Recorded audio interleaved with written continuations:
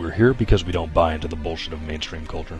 We're tired of the mundane, passionless careers we've been shuffled into as a result of this orchestrated debt-based system of rule, and the stranglehold on education and entertainment by cold, soulless corporations. People, yes, we are frustrated. Yes, we are tired. And we reject the Brave Root tranquilizers that are Monday Night Football and an ice-cold Budweiser. But we have to stop hiding. Stop hiding behind the headphones and the Cherry Popper 420 username. Let the world see that the resistance is strong and society is changing. There was a time to be anonymous, but that time has passed. And so the Higherside Chats would like to present Conspiracies as the dawning of this new paradigm in the uniform of the revolution. Because bold fashion should mean more than some celebrity meat dresser frat boy in a silly pink polo. Conspiracies redefines bold fashion as having the balls to reject socially uncomfortable and unpopular truths from your radiant chest. All fucking day. Conspiracies.net. Let them know that you know. Bold designs for troubled times. Hard truths. Soft cock.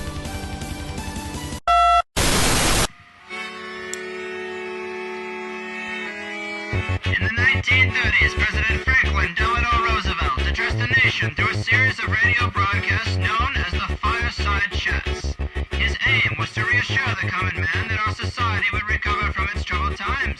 But we're far from 1930, and I deal with a different kind of fire. For a new era of worldly frustration, we offer a fresh conversation. I'm Greg Carlwood, and these are the Higherside Chats.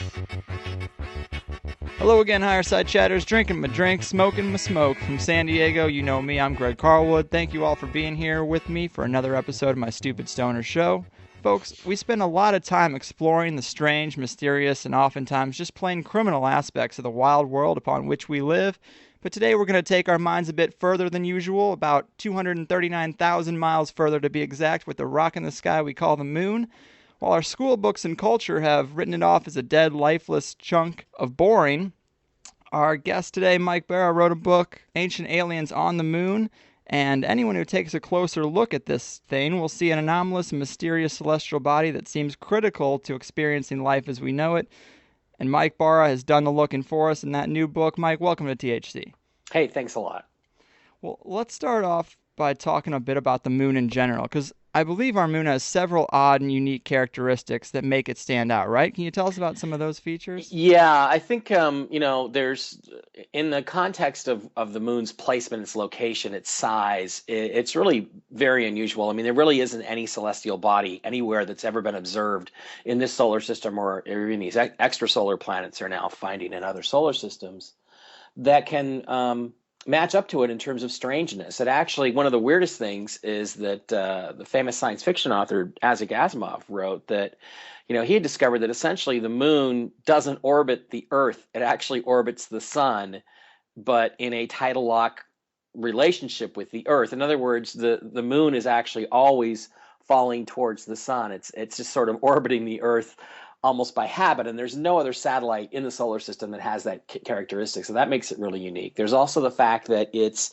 exactly 2,160 miles in diameter, and that may not seem like it's very important to people, but the truth is it's not 2,161, it's not 2,159, it's exactly 2,160 miles, and that number reappears in different forms of astrology and other strange sort of numerological contexts. For instance, when we go through the precessionary cycle, the 25,920 year cycle of one full precession of the Earth's axis, it's broken down into astrological ages, and those ages are exactly 2,160 years apart. Now, no one can quite agree, when the age of Pisces ends and when the age of Aquarius begins, but they're all 2,160 years. And so that number reappears, and we covered this a little bit more in my first book, which was Dark Mission, The Secret History of NASA, that I wrote with Richard C. Hoagland. We talked a little bit more about all this weird numerology, but you take that exact diameter and that exact distance that the moon is from the Earth, and it allows you to create something called a total solar eclipse, which is where the disk of the moon, under certain, ideal conditions, perfectly blots out the disk of the sun. And that is just something that doesn't occur by coincidence. I mean, you start to look at these things and you say to yourself, this begins to look like kind of a designer solar system, like somebody set this all up, because you put together all these numeric coincidences and they just don't they just can't happen randomly. They're not sort of random cycles. There's something actually driving all this stuff. And then, of course, that goes back to the bigger question of whether the moon's a natural satellite or an artificial satellite, which, is one of the big arguments that's been going on in the UFO community for years and years. Right. I mean, that was going to be one of my questions later, but let's just talk about it. How do you feel about that, considering the research you've done? Well, yeah, and researching, ancient aliens on the moon, what I discovered is that there's really three major theories over the years to account for the moon's formation. One of them is that it was a spin-off or fissioned off from the Earth, that somehow the spin energy of the Earth spun a clump of the planet off, and it was originally thought that it would be basically you could account for that in the Pacific Basin, the deep Pacific Basin, but I don't think there's quite enough material there to add up to what the moon, to the mass that the moon has. Mm-hmm. The other theory is the accretion theory, which I talk about in my second book, The Choice, and I talk about it again in Ancient Aliens on the Moon, which is the idea that planets just sort of form next to each other and in these positions, and then they sort of ram into each other, and instead of breaking each other apart, they sort of magically glue themselves together and get bigger and bigger, and then they pick up dust and debris from the nebular disk and form planets. And there's a whole bunch of reasons why that doesn't work. The foremost among them being that if that was really the way planets form, there'd be no reason for them all to be in the same orbital plane, which they are. And then the third theory, which has been the most popular one until recently, is the big whack theory, where they say something about the size of Mars smacked into the Earth and broke a bunch of stuff off. And under certain computer models, you can get computer models to show you anything if you want them to. Right. It then somehow stabilizes in an orbit around the Earth and forms the moon. The problem with that is that they just recently did some studies on the oxygen isotopes, isotopic ratios of titanium brought back from the moon, and they found out that it's exactly the same as the Earth. And what that means is that the moon is undeniably made from the Earth. If there was another foreign object that hit the Earth, it would have had a different isotopic ratio. And the result would have been that you would see a mixture of these two bodies, and you don't see that. So that theory's out the window. And the one I favor is the spin energy one, where it was basically spun off from the Earth when the Earth was in a more molten state. And there's a few questions about that. Some people, arguing that it doesn't really work because of how the angular momentum adds up, which is basically just the spin energy of the two bodies. But I think we can get around that. And the other part of it is that the moon is essentially made of what's called the light mantle material of the Earth. In other words, it's made of the stuff that's at the outer sections, the outer core, the outer part of the Earth, rather than the inner parts of the Earth. And that's why it's got much less mass than the Earth, and it doesn't have a very big core. If it had formed separately, it would have had a more dense nickel iron core, most likely. So all these things to me added up to the fact that I think that this solar fission theory of planetary formation, and then subsequently the moon fission theory, is the one that makes the most sense. Now, the interesting part that you really get into a little bit later is, obviously after that, I think somebody's come along and made their own, I don't know, upgrades, modifications to the moon, because there's a lot of weird stuff on the I guess I want to call it a planet, because even Isaac Asimov called our system a double planet, not a double planet system. That would be a solar system with two planets, but basically it's a matching pair of planets mutually orbiting the sun, and that's what makes the Earth-Moon system, again, absolutely the weirdest arrangement, the weirdest arrangement in the universe as far as we know, and it kind of makes you think that somebody planned it that way.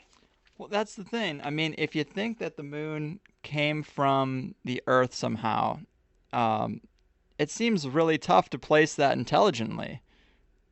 Well, you can't, but that doesn't mean somebody didn't come along later and adjust it and tweak it. Adjust it and tweak it and create the ideal conditions, for instance, for life to form on the Earth, because there's a lot of things that the moon does in terms of regulating the spin energy of the Earth, in other words, the Earth would spin a lot faster if the moon didn't exist. It's to some extent stimulates the magnetic field of the Earth, and that's not a conventionally accepted theory, but it works out in this theory of hyperdimensional physics that Richard C. Hoagland and Errol Torren developed years and years ago, to which I do subscribe.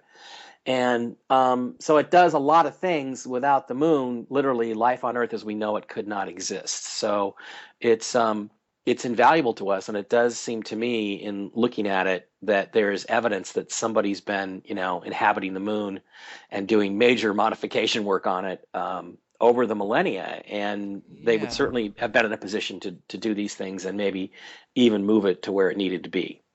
Well, it's interesting because it does seem like something that's necessary for life here on the planet. It is, yeah, absolutely. But are there not legends and, like the Dogon tribe, don't they have a legend about a time before the moon? Aren't there ancient writings that talk about a time before the moon? Yeah, there are some, and there's the idea that the Egyptians came up with, where they talk about the 5 days out of time, which is the extra 5 days added to the end of the year. We should have a 360-day year, and the reason it's 365 and some change is, I think, because some very, very bad, very cataclysmic stuff happened in the solar system, maybe not as long ago as some people think, maybe a lot more recently than some people think. And their legend is that, the 5 extra days had something to do with the moon being brought and into place and placed here. But, again, it's hard to reconcile that with what's now adding up to the scientific evidence, which is that the moon essentially came from the Earth. And that's just one I have a hard time reconciling those ancient legends with. Although, not that I don't have respect for those, right, but they may be misinterpretations. And again, I don't know enough about the Dogon legends. I know some of the other legends, and I covered a few of them in Ancient Aliens on the Moon. But what I can tell you is that I think the original moon, came from the Earth, and it's basically part of the Earth, and that would make it probably on the order of 4.5 billion years old, because I think a lot of this stuff happened back in the very early formation period of the solar system. It is an interesting celestial body, and I mean, isn't the moon one of the only things that doesn't spin? I mean, well, no, it actually does spin. It does.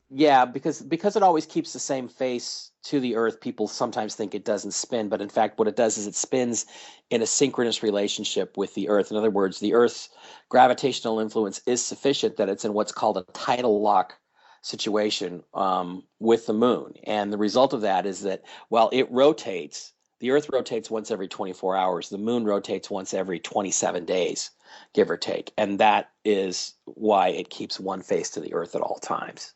So yeah, Gotcha.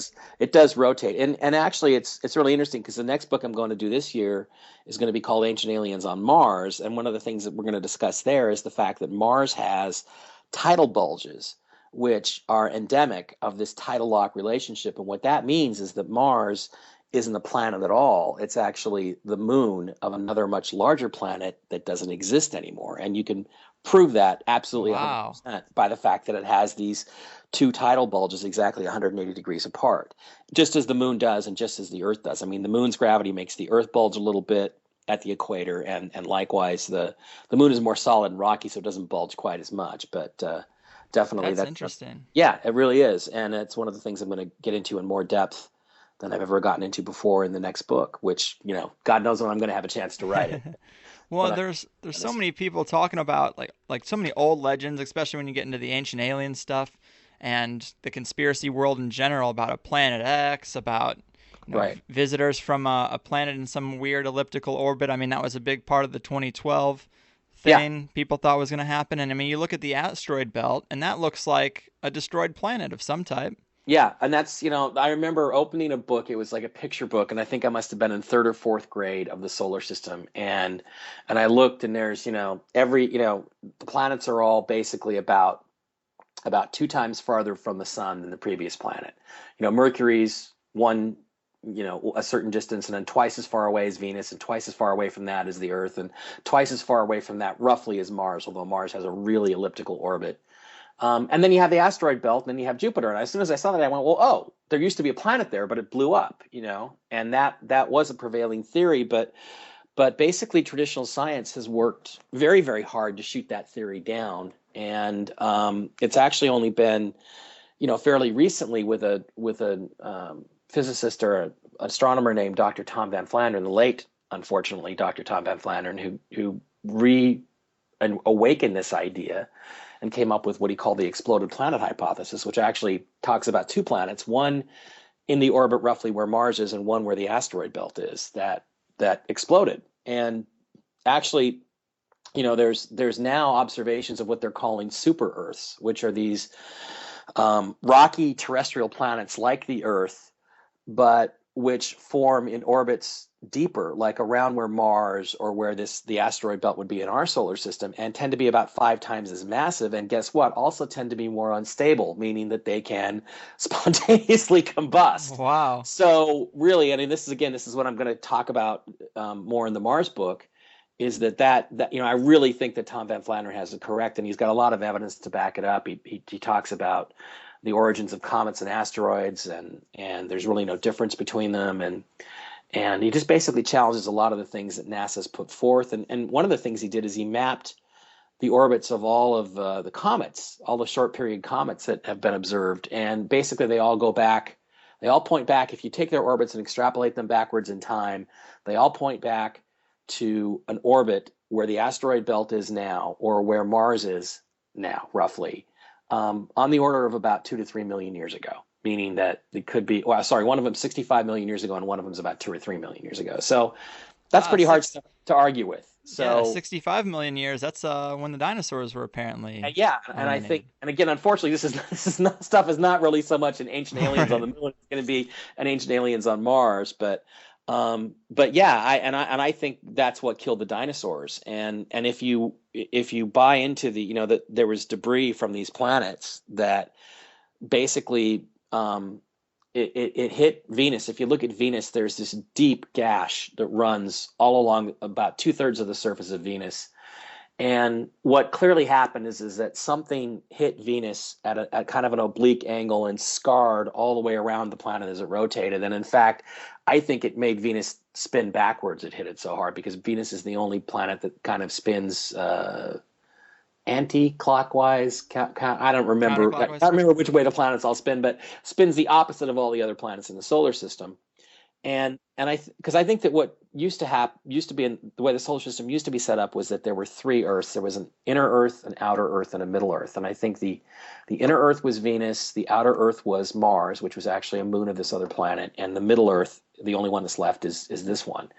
And what would have happened under circumstances like that would be that the oceans that Venus had would have been instantly vaporized. It would have created this massive cloud cover, and the resultant volcanic activity would have then put all the sulfur into the air and basically made Venus, an unlivable hell.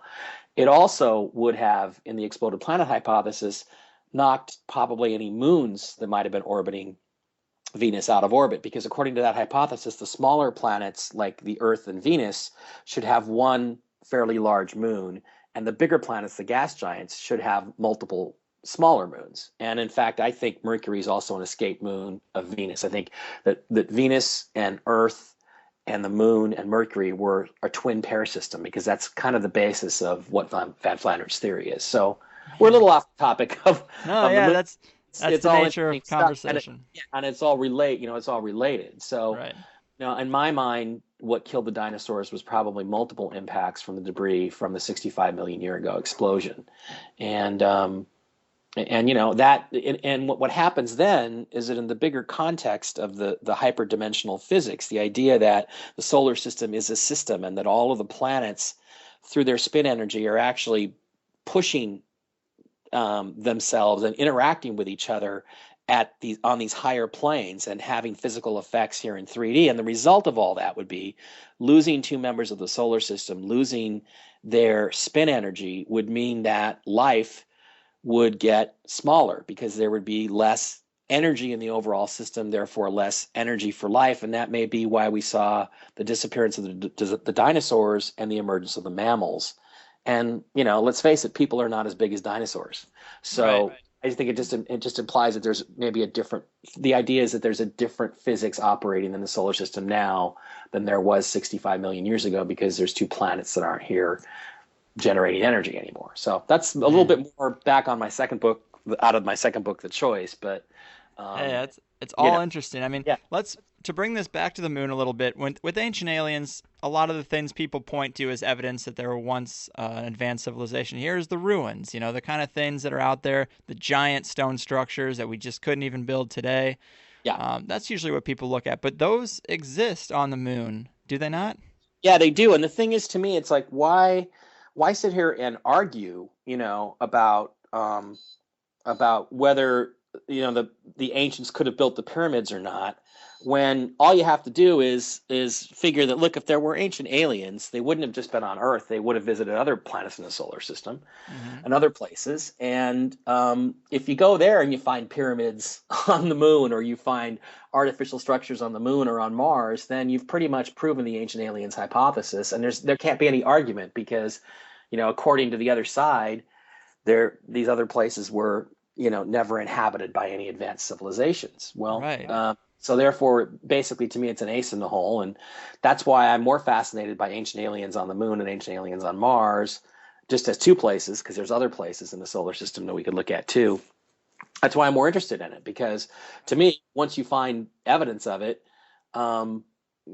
it's game over. And you can't argue that, well, the ancients may have really had this advanced knowledge and knew mathematics and somehow learned it from, I don't know, some osmosis process or something.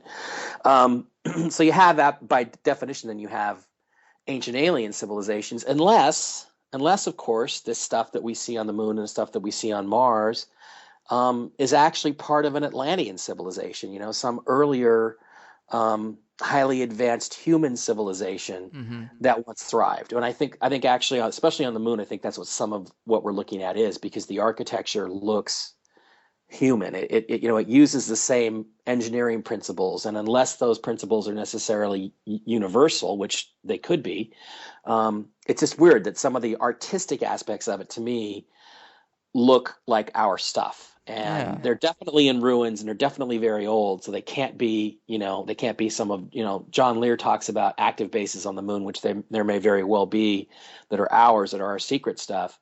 But because of the fact that they're ancient and they're in ruins, then they really can't be accounted for through modern activity. So it's, go ahead. Let's talk about the details of some of that stuff, because your book, that's the main focus. You show the things like the shard and the tower and the Ukert crater, kind of anomalous things. Crater, yeah. What do you think is some of the more important aspects of that?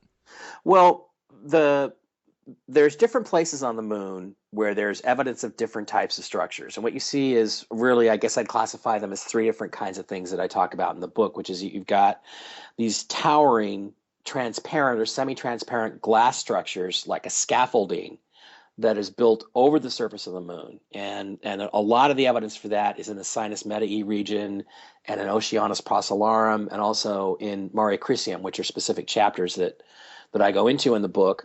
And that is, I believe, built as a meteor shield, because, people think, well, glass is fragile. Well, glass is not fragile if it doesn't have moisture in it. It's the moisture that you can't get out of the glass when you form it on the Earth that makes it fragile to, a baseball going through the bedroom window kind of a situation. Right. Whereas glass in a vacuum is not going to have any moisture in it at all.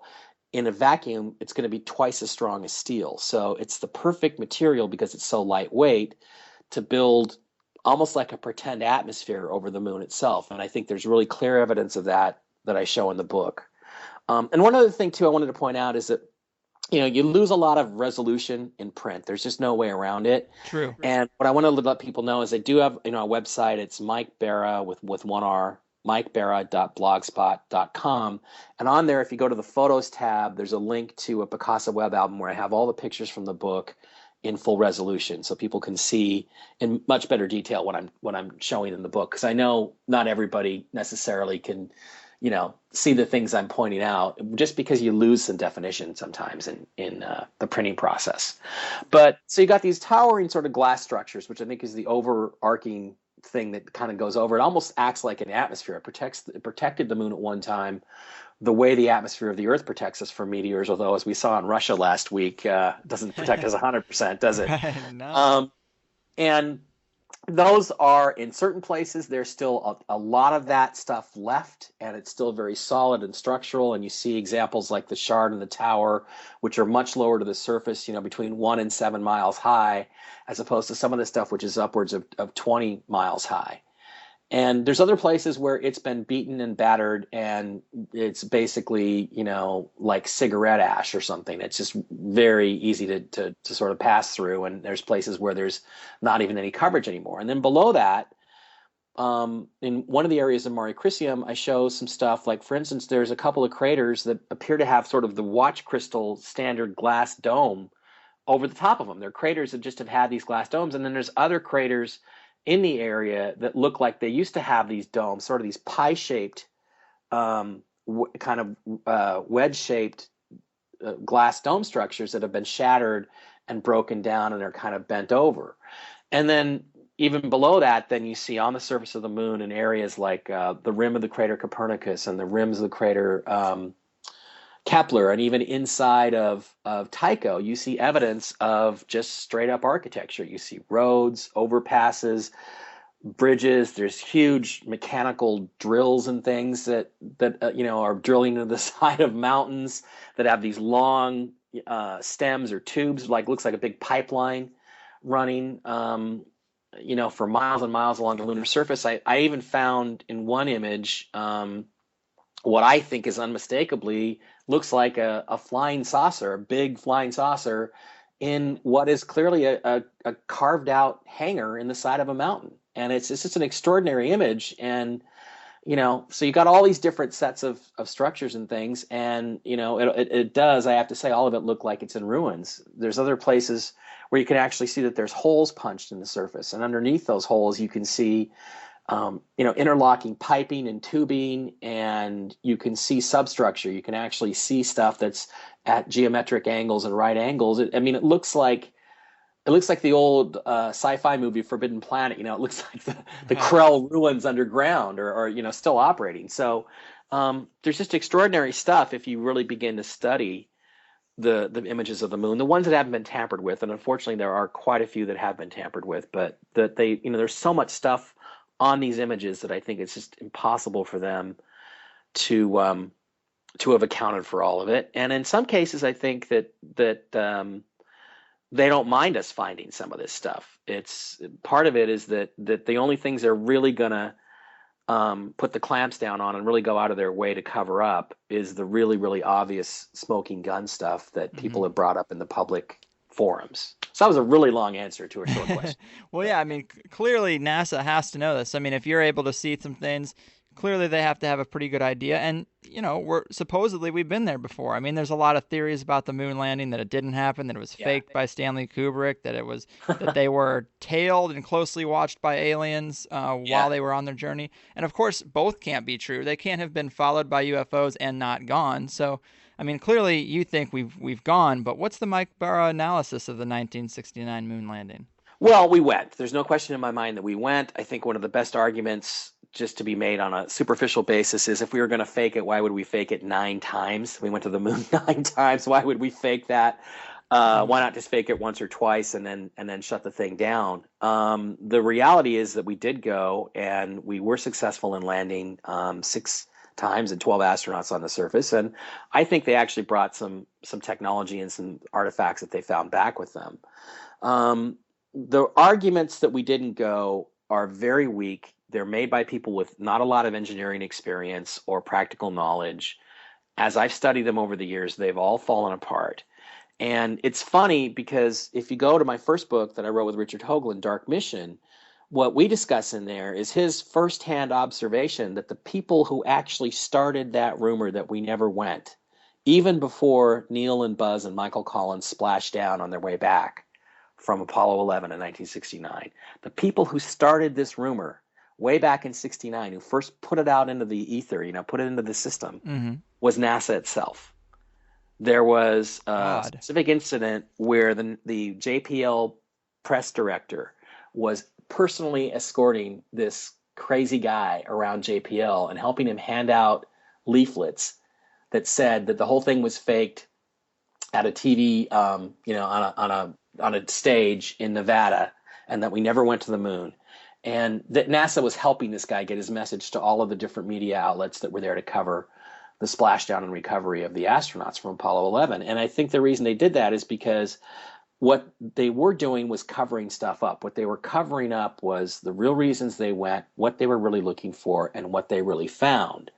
And what they wanted to do was to create a meme, sort of a cultural meme, right? Put it out there so that would be easily discreditable, which I think this one is, so that whenever anybody mentions NASA and conspiracy, they'd go, oh yeah, you mean like that nutty thing that we never went. So I think it was like a cover story to cover what they were really doing. And I do talk about in the Apollo 17 chapter, I do talk about the fact that they did things like, there's a really interesting formation called Nansen, which looks like sort of a V-shaped entrance into essentially a gigantic hexagonal, quote, mountain on the moon, which I don't think is a mountain at all. I think it's an artificial structure that's been very heavily damaged. And they actually, on the second day of the Apollo 17 mission, they drove right up to this entrance, parked right above it, and then the astronauts step off camera, and they're off camera for about 30 minutes while the camera just pans aimlessly around. And I'm like, what were they doing right at this thing that looks like an entrance? And they, there's the astronauts, they say these very cryptic things like, I just want you guys back in control to know that we haven't really had a chance to look around any more than you've seen. And I'm sitting there saying to myself, well, we haven't seen anything. So, what were they doing there? And they just, again, you put together their statements, and it's really obvious that the mission was something other than what than what we've been told. All the missions had different functions, but like Apollo 11, I think was purely symbolic. It was get to the moon, land out in the middle of nowhere where there were no glass ruins to run into, and perform Buzz Aldrin's Masonic ceremony and get the hell back safe and sound. I think that was really the plan. That was another one of my questions. The Masonic ceremony is really strange. Before we go off on that, I want to say one other thing. You also asked me about, and I don't mean to just completely dominate here. No, it's cool. So much stuff I want to get out. Of course. But one of the other things I wanted to tell you is that the story about them being followed by UFOs and stuff, people don't, it's really weird. I have to write books because it's like I need to remind people of things in context that they tend to forget. Buzz Aldrin was on a TV program about 5-6 years ago. Was a British produced program. The name escapes me at the moment, but he flat out said, and we talk about this in Dark Mission, he flat out said they were followed for at least a period of time by what he described as basically a UFO. He clearly said it could not be accounted for. It was not the third stage. It was not any part of their mission. It was something else that was following them for a while. And then there's the rumor that when they landed, that Neil Armstrong called in and said, there's 3 of them on the rim of a crater and they're watching us and they're really huge and it's really kind of scary. Now, that supposedly happened right after he said, Tranquility Base here, the Eagle has landed. And people say, oh, well, that never happened and there's no proof of it. But what I can tell you is this. They did have a private channel where they could talk to their doctors, okay? And at any time, any of the astronauts could go to a private channel, talk directly to their doctors, and tell them anything that might be going on with them personally. At least that was the idea. You could also, of course, transmit any other kind of information through. For instance, there's UFOs. There's flying saucers on the crater right in front of us. What the hell do you want us to do? Could you please go ask, the guys at Mission Control, could you please get up from your desk and go ask, what's his name, Gene Kranz, what the hell we're supposed to do about this? And the thing I will tell you about that story is that there's no recording of this. There's no real credibility to it except this. I have a friend named Ken Johnston Jr. who worked at NASA at the time through the 60s and into the 70s. And he's told me that rumor was spreading around NASA all the way through the halls at NASA within about 30 or 40 minutes of the moon landing. In other words, people were talking about, other people had heard this and were repeating the story. So to me, that gives it kind of an interesting credibility. Either it's another false rumor that NASA wanted to be spread around, but the fact that it was being openly talked about within the hallowed halls of NASA indicates to me that story might actually be true. Man, there's no question we have massive disinformation, usually coming from the sources that you go to for your actual information. Mm-hmm. It puts us in a odd predicament in a weird place. But there is another documentary out there I've seen where they talk about the code word for UFOs was Santa Claus. I don't know if you're familiar with this at Yeah. all, but there is some audio of them saying we have a Santa Claus Yeah. at 6:00 or whatever. Sure. Yeah. I think the actual line is something along the lines of please, please pass the word that there is a Santa Claus, and it's clearly a code transmission. There's other code transmissions where they talk about we're going over to the hotel and things like that. You're like, what the hell are they talking about? So, there were classified projects that the guys did operate. I mean, like on Apollo 17, there was this classified project called Chapel Bell, which nobody really knows what it was, and it's still classified 30 or 45 years later or whatever it is. And so there could be references to actual Defense Department stuff that they had to be doing. But yeah, I mean, the Santa Claus story is absolutely true. And again, if you read through the actual transcripts of what some of the dialogue was, it gets pretty weird pretty fast on almost all the missions. And I've vaguely heard about the stories of there actually being aliens on the moon when they landed, but are there any other times where you've heard that? Are there any legs to that rumor? There's no legs to that I've ever been able to find. No. They actually had any sort of face-to-face encounters. But, again, they go back and they say, well, we were warned off. Well, again, if we were warned off, why did we land 5 more times after Apollo 11? True. It's kind of like getting in their faces about it. Right. But there's just too many weird things that went on with the space program. Apollo 13 being unlucky. There's an explosion on the ship. It launches, get this, the launch, you know what the time of the launch of Apollo 13 was? It was 13:13. Mm-hmm. That's the 24-hour clock timing of the exact moment of the launch. I mean, just crazy stuff that if you look at all the symbolism and coincidences, they just can't be random. They appear to be some sort of pattern. And that's really what I talk about in Dark Mission. I talk less about the conspiracy stuff, more about just the structures and the artifacts and ancient aliens on the moon. But yeah, those patterns, I mean, they exist everywhere. People call them synchronicities, but and I actually gave Dark Mission to my father as a Christmas present a couple of years ago. I didn't get to read it myself, but he really liked it. And, he was telling me about some of that stuff. But what are some, like the dark missions, of course, are apparently the veiled missions for why we're really doing the things that NASA's doing. And you lay out, even in this book, some of the Apollo missions and, what their dark mission, what you suggest it might be. What is all that? Like, why does NASA have so many occultish type ideas? Why do they do things in such patterns? Well, the thing is that what we wrote about in Dark Mission was that NASA, if you look at it, was essentially run by 3 different secret societies, open secret societies.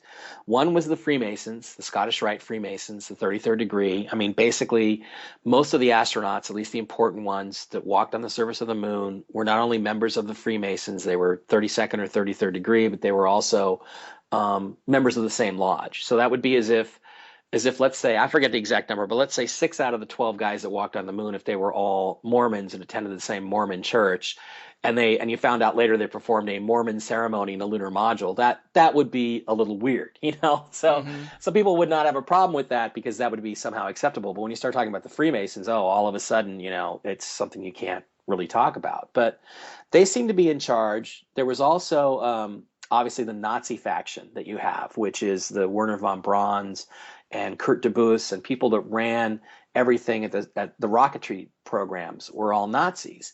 And then you look at JPL, which is the unmanned space probe factory, basically, for NASA that runs all these missions to Mars. And the origins of JPL were the guys who formed JPL essentially were all involved in various occult practices associated with people like Aleister Crowley, L. Ron Hubbard of the Church of Scientology, and all sorts of very off-the-wall black magic cults. And when you get into their belief systems at the core of all 3 of these organizations, their core belief system is that we are descended from gods who came from another planet.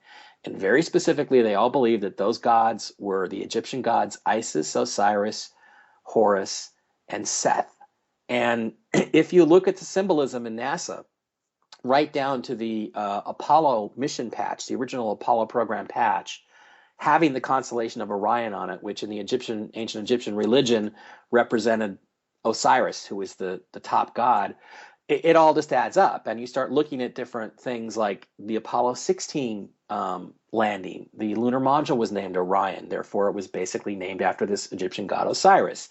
It landed on the moon on April 20th. 1972, which happens to be Adolf Hitler's birthday. 420. And at exactly that, 420, you guys would know about it. Exactly. And at exactly the moment that they landed, the three belt stars of Orion, in other words, the main feature, the main, the main identifier of Orion, the three belt stars were right at 33 degrees above that specific landing site, and only that landing site on the surface of the moon at that time. In other words, you basically had an homage to the Nazis, to the Freemasons, and to the JPL crowd, all right there, all of it sort of under this one, veil.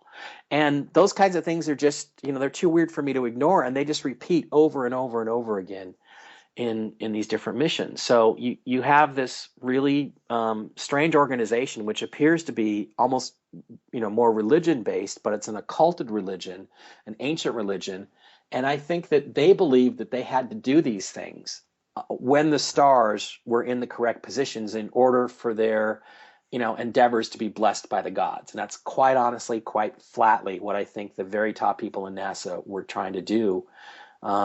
With all the timing of these launches and all these dates and the landings and all that kind of stuff. They were definitely trying to be in accordance with and respectful to, the belief systems that they were handed down from their gods. And it's really hard to convince people that we're not crazy. The guys that ran NASA are, and to a great extent they still are. So because they still do these ritual things. I mean, all over the conspiracy world, among the elites and everything, you have these type of weird rituals, and I'd have a hard time wrapping my head around it if it's like a superstition to them, or if it really does release some type of ethereal energy or something. I think it's both. I think it's actually both. Yeah, and then if you think it does release some type of energy, then that's odd. We don't have, in the mainstream, there's no acceptance of that whatsoever. Right. So, but again, as you dig into the hyperdimensional physics theory, all these numbers and all these coincidences and all these things do add up, because when stars and planets are aligned in certain situations, you're going to get more favorable energies, or you're going to be able to use this sort of secret science that the ancients, you may have, learned from the ancient gods of Egypt, let's say, right. That would tell you that if you go to the moon at this time, if you look at the configuration of the solar system, there aren't going to be any solar flares. The sun will be very quiet, that kind of thing. That would be an ostentatious time to try to take a journey to the moon. So I think that all these things are factored in. And, in my second book, In the Choice, and to a lesser extent in Ancient Aliens on the Moon, I also discuss, Wernher von Braun and how he really discovered, navigation. And it was all related to this sort of unacknowledged theory of what Hoagland calls hyperdimensional physics, which I do concur with, that basically, if you spin something, you get more energy out of the system. And it took them a long time to account for that in figuring out how they could get their spacecraft to actually be able to rendezvous with each other, or for that matter, even get to the moon, because it definitely seems to be like there was a learning curve at NASA through the years, and they finally figured this out, and now I think it's all sort of just built into the equations. They all, now I think that without anybody at the lower levels knowing what they're doing, they basically plug in a computer program and say, okay, when do we go to Mars? Well, okay, this is the perfect time to go. Yeah, they don't even question it.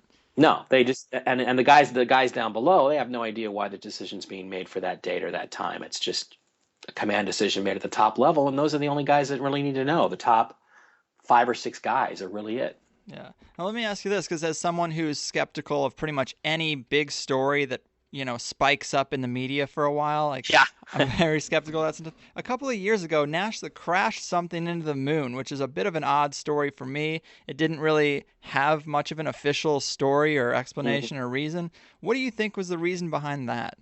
Well, I think what Well, again, the reason behind it may have been what they actually claimed it was. It may have been that they were actually trying to, trying to kick up a plume of dust and water, hopefully ice, and analyze it and find that it had water. Where they hit it, though, where they actually launched the thing, and this is actually what I end Ancient Aliens on the Moon with. This is like the last thing in the book. Where they actually sent it into appears to be an area where there are, again, these big splits in the surface of in the lunar surface. And if you can look at NASA's own enhancements, and you can see these geometric crossbeams and substructures under the surface. And what happened was the object, the spacecraft, went into it and just disappeared. They expected this plume, but they didn't get a plume, or at least the guys that believed it was a real experiment, that this was really the experiment, didn't get a plume. And it was like throwing a rock into mud. You don't get anything spinning up into the air. It just plump goes in and disappears. And when they enhanced it, you can see where they're pointing to something that might be the plume, but it's nowhere near what they expected. And you can see that it just went right into this hollow, empty part of the moon that has all these crossbeams and structures inside of it. And I think it might have been that they were actually looking for a location where there was more intact artificial structures, because along the limbs and in some of the higher latitudes is more likely where the new stuff, the best stuff, is going to have been, because it probably would have taken less impact from meteors over the years than some of the stuff in the middle of the moon. So, it's really hard for me to know whether that was an intentional thing, that they were really trying to find a location for artificial structures, or whether it was just sort of a happy accident that occurred because of the mission. But there's no question that the mission discovered something that it wasn't supposed to discover, which is that, there's empty spaces in the there's empty spaces with lots of mechanical and architectural looking stuff inside of it.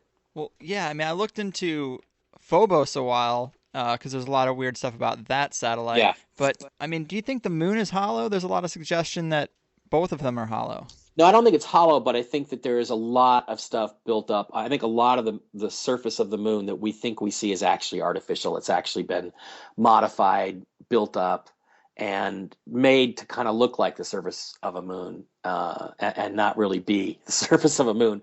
One of the things I talk about in one of the earlier chapters at Ancient Aliens on the Moon is the area around Copernicus, which has a whole bunch of areas like that where there's clearly mechanical stuff that looks like it's actually been built on top of the natural surface.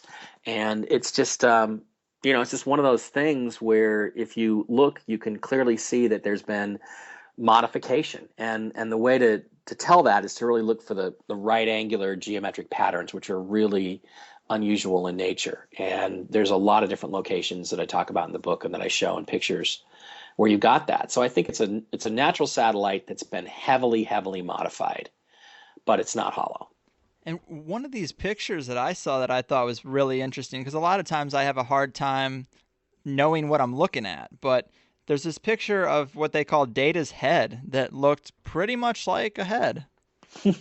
And can you tell us the story about that? Yeah, that's Apollo 17. After they visited this place called Nansen, where they wouldn't let us see what they were doing, and they drove away because they were on a very tight schedule, and they made some statements like, "This is one mysterious place." Well, yeah, if it's, I don't know why it would be mysterious if it was a bunch of rocks, but it was mysterious, for reasons they didn't want to talk about.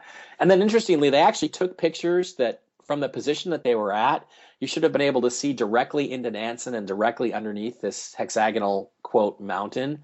But nobody's ever seen those pictures. They're all listed as, quote, overexposed. I don't know how you could do that, but, give me a break.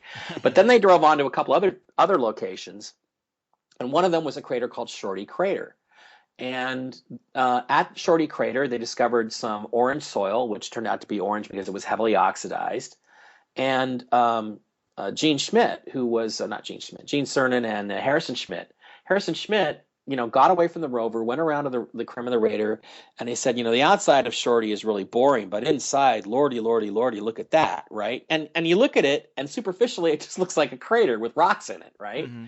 But Schmidt took a series of shots for a panorama of the entire crater. So he took about a dozen shots. And as you begin to look at this debris inside the crater, you can see what they're talking about, because what I see as a structural mechanical aerospace engineer, I see parts. I see equipment. I see stuff with vents on it and heat sinks and tubing and exhaust pipes and clamps and clevises, and these things are clearly not rocks. And then, Richard Hoagland exploded my brain one night in Albuquerque when he said, "Now keep looking here and what doesn't belong." And he kept zooming up, and sure enough, there is this head, and it's right next to what looks like it could be some sort of broken up mechanical torso. And it is, for all the world, like you say, a head. It's got, a forehead, it's got two eye sockets, it's got a nose that protrudes, it's got the upper portion of the jaw, there's no lower portion of the jaw, and on the upper portion, in two of the frames, which means that it's not an artifact of the camera or the scan or anything else, it's in two different frames, you can plainly see a bright red stripe on the upper lip of this thing, painted on razor sharp. And it's bright and it's reflective and it looks just like the head of a robot. For all intents and purposes, if you watch Battlestar Galactica, a Cylon, it looks a little bit like C-3PO's head.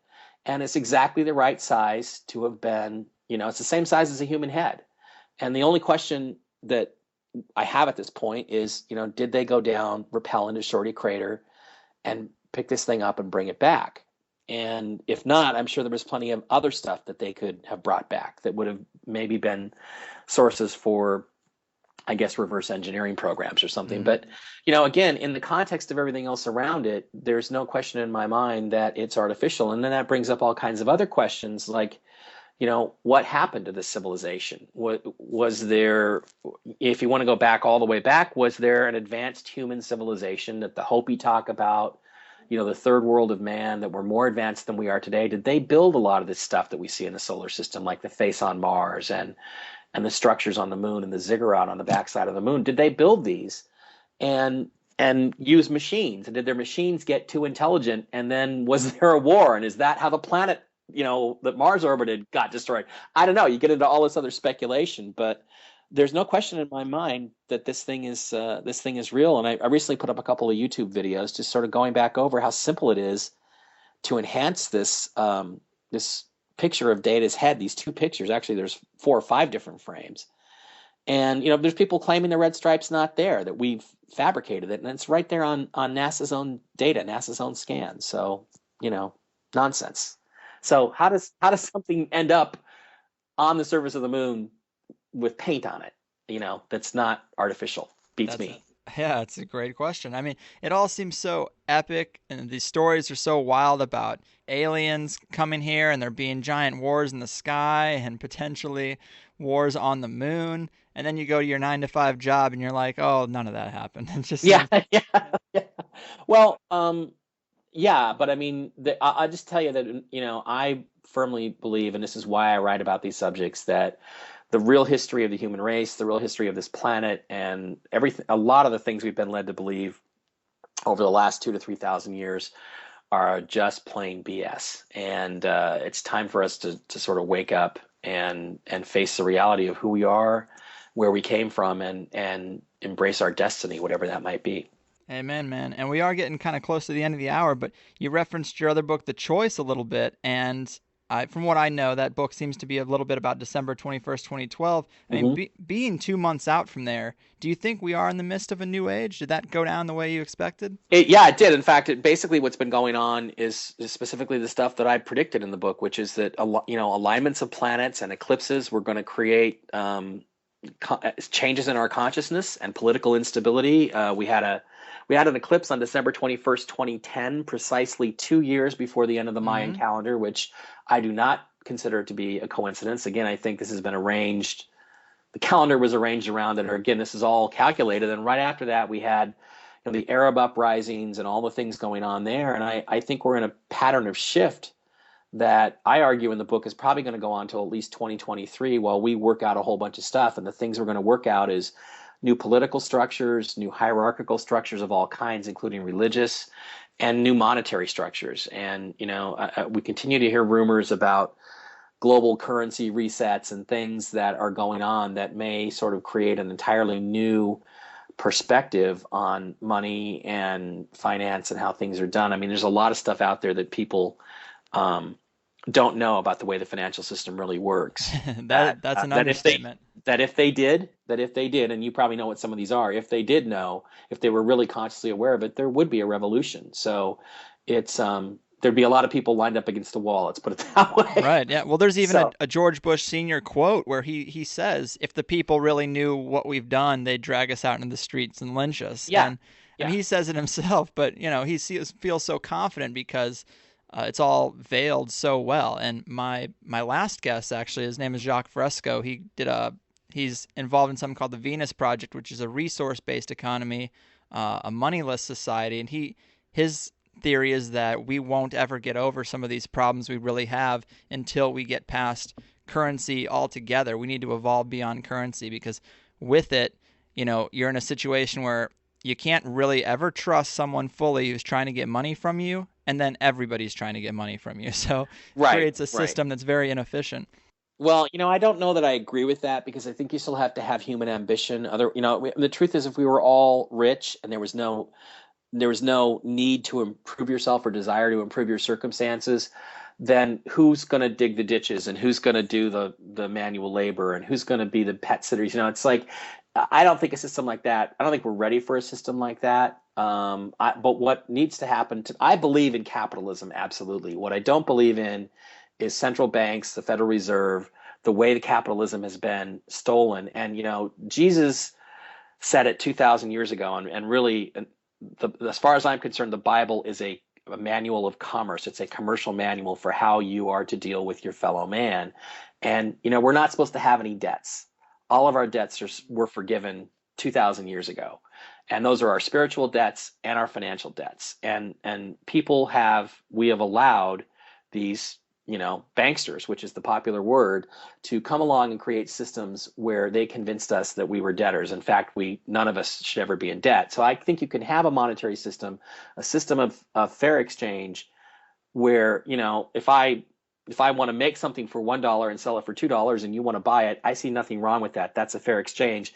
What's happened in our system is there's so much fraud in it. There's so much defrauding of people going on that's the problem. And that's all the courts and the banks and the corporations and the government's agencies, many of which are actually corporations themselves. That's the thing. Do you think are all conspiring? Well, do you think you can keep capitalism intact and keep the structure of a corporation? Because it seems like the greed and the conniving actions are really built into capitalism. Because if it's more profitable to make cheaper food and give people shit food, you're going to do it. And I feel like those things are built into the system. Well, but what you have to have is the way natural law is supposed to work is that you've got, God, man, governments and corporations. And what's happened is that corporations and governments have become intertwined and interrelated, and they're working together. It used to be that, that government didn't really have much to do except protect the people, which is what it's supposed to do in our country. Right. Then as government grew, its power grew, they began to extort money out of corporations. And then they begin to use the courts, which are part of the government, to conspire. And what you've got now is you've got a situation where you've got the corporations, the governmental corporations, the parts of the government that are not corporations, and the courts all conspiring to extort money from the people. And that system has to be broken. And the people that broke those, common laws and all those things need to be removed. And, it's going to come as quite a shock to a lot of lawyers that they actually, owe their allegiance to the British Crown and not to the United States. And it's going to be a little shocking for them, I think, when, they all get deported. But I think these are things that we can look at happening. And so I tend to disagree that you're not gonna have a monetary system. You're always gonna have some people at the top and some people at the bottom. What needs to be stopped is the cheating and the collusion between the greedy, and get people into these jobs that are supposed to be overseeing things and are supposed to be doing things the right way to start behaving that way. And under the common law system, a judge who illegally assists someone in illegally assists in somebody's property being stolen. For instance, mortgage foreclosures, all of which are illegal as far as I'm concerned. Um, According to common law, that judge should be hung. He's supposed to get the death penalty. He or she is supposed to get the death penalty. And I think if one or two of those actually were carried out, you'd suddenly find that everybody would be going back to the very strict interpretation of the law. So remember, what we have now are not lawyers. We have attorneys, and their job is to turn or twist the law to be whatever they want it to be in their personal interest. So, but anyway, I see continued change for the next 10 years, and I don't know how it's going to come out, but we do have a choice to make it a better system than the one we've got, a more fair and equitable system for sure. Amen. I mean, I do see that one of the big things that sticks out in my mind is people say that in the new age, lies will become more transparent. And I think that if you look at the memes they've tried to put out, even just since the new year, they get buried very quickly because the alternative story, the true story, comes out so quickly, and people start picking up on these inconsistencies in the reporting.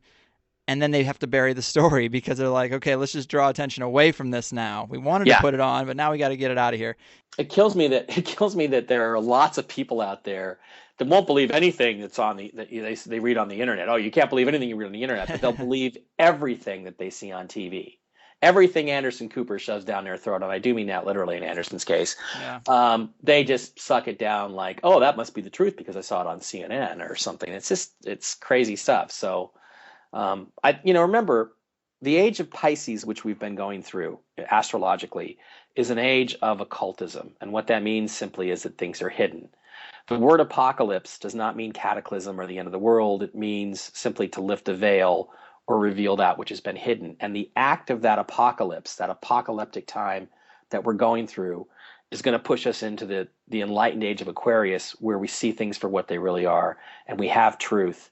And, I think invariably as we move forward in truth, that things are going to get better. Amen. Well, it's about time we wrap this up. It's been a real blast. I think people have learned some definitely fascinating things about the moon. I mean, where can people keep up with you? You got any appearances coming up?